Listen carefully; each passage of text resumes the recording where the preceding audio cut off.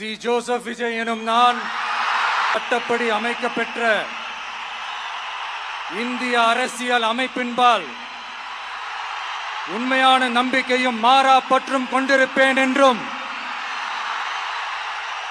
இந்திய நாட்டின் ஒப்பில்லாத முழு முதல் ஆட்சியையும் ஒருமையையும் நிலைநிறுத்துவேன் என்றும்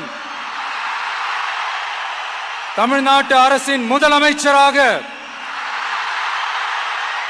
உண்மையாகவும் உளச்சான்றின்படியும் என் கடமைகளை நிறைவேற்றுவேன் என்றும்